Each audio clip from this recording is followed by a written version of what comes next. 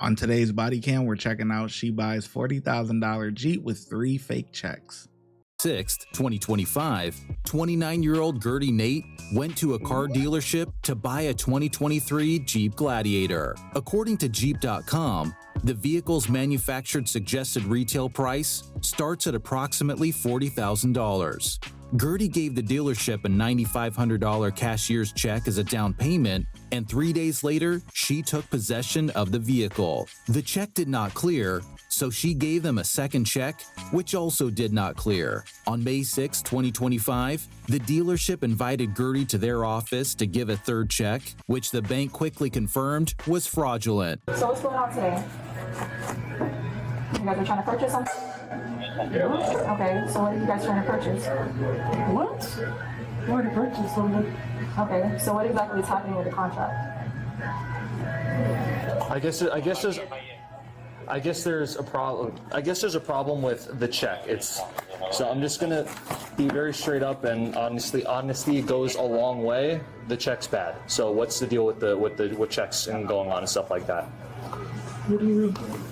The checks used to purchase said vehicle are bad. Then you come and bring your kid to do crimes? Like what? Like you know you're not legit. You gotta know deep in your inside your head, inside your brain, that there is a chance that I can get caught. If you're doing bad and you're doing wrong out there, you have to know deep down that hey, this is a risk I'm taking. This is a risk I'm taking, and I could potentially go to jail. So why would you bring your little ones and everything while you doing business like this? And there's another check brought in that is also bad. Do you have the check? To purchase this vehicle? Yeah, that comes from my account. Okay, can we see? Do you have the check? Do me a favor, just go ahead and have a seat as well.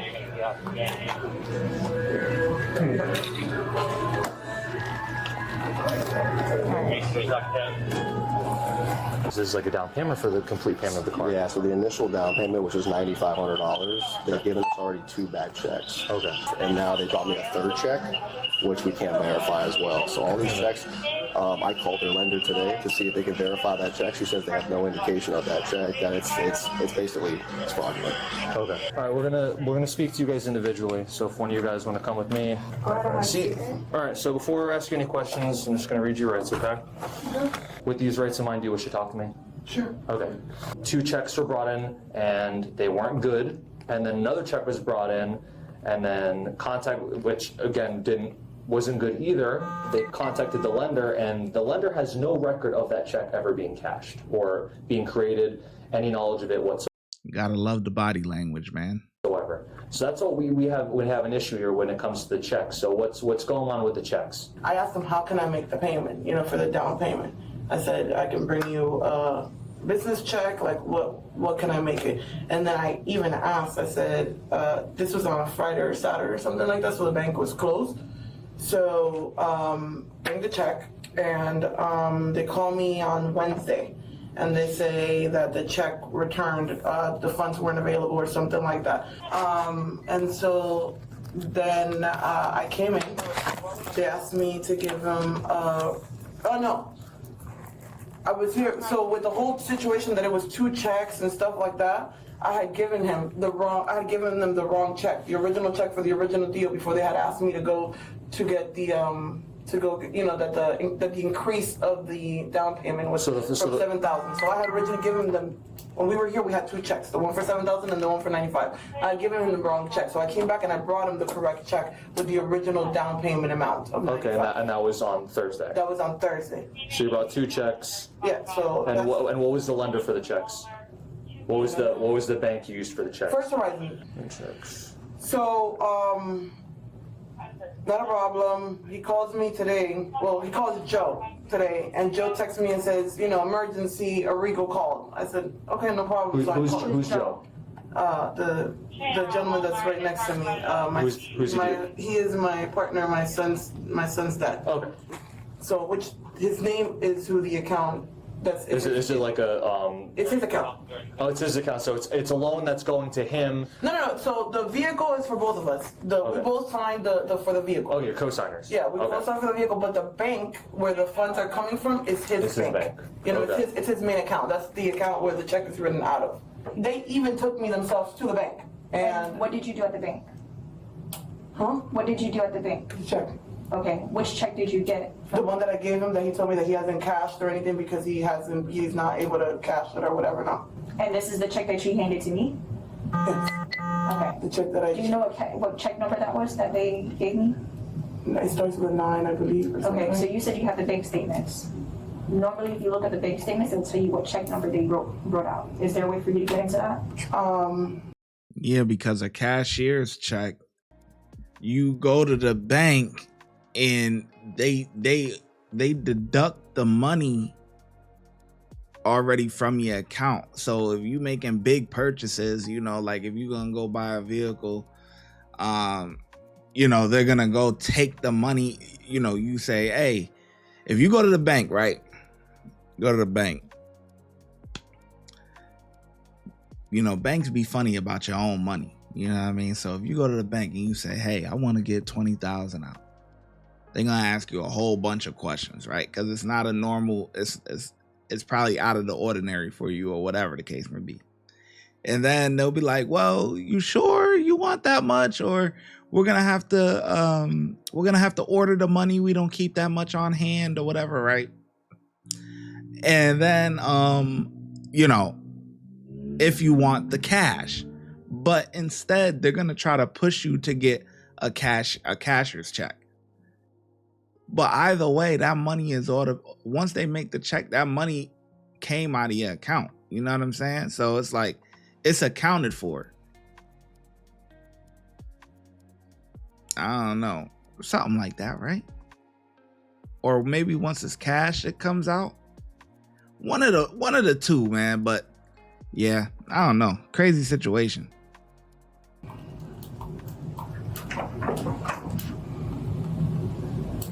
Been a while since I got a cashier's check. It's going to give you the bank statements that's already been released. You mean the account itself? Like so when you purchase a buyer's check, it tells you the check number that they're issuing. But no, so it's not. It's a business account. So what they do is it's a draft check. They print us the check. They print us the It'll show you check. the bank check number. Gertie gave the dealership cashier's checks. To obtain a cashier's check, you begin by contacting your bank. The bank will deduct the amount you want to process from your personal account and assume responsibility for paying the recipient.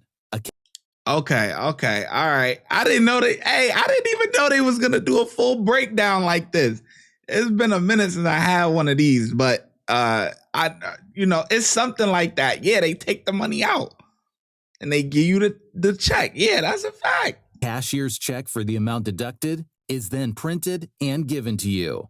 You will then give the check to the recipient of the money, who will cash or deposit it at their own bank. This form of transaction usually makes sellers trust buyers, since it is believed the bank already holds the money and will easily deposit it into the seller's account. That explains why the dealership released the Jeep to Gertie even before attempting to deposit the check. Because cashier's checks come from the bank. It's not like it's a personal check.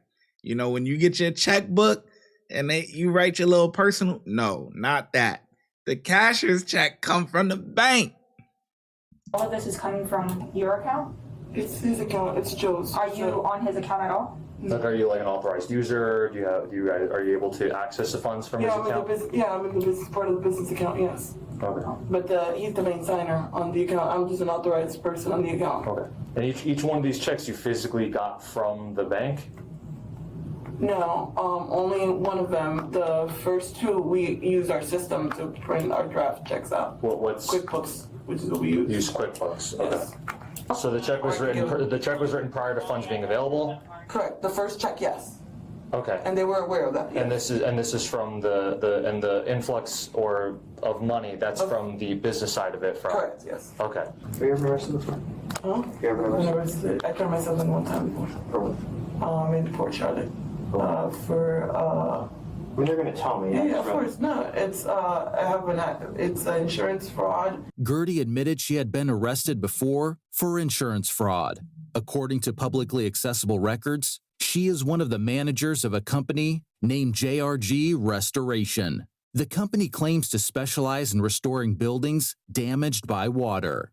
Gertie was the one that handles the financial side of the company. Following Hurricane Ian that damaged people's property in September 2022, a couple hired the company to help them repair their damaged home. After the work was completed, Gertie started asking for additional unjustified money and bullied the couple.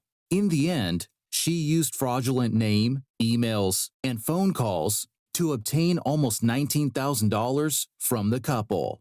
At the time of the incident in this video, the court trial for that case was still ongoing. She later pleaded no contest to one of the charges and was ordered to undergo 24 months of probation. You being truthful is going to go a long way because they're going to pull everything. Yeah. They already have everything. Everything we have right now. Wait, hold on. Is showing.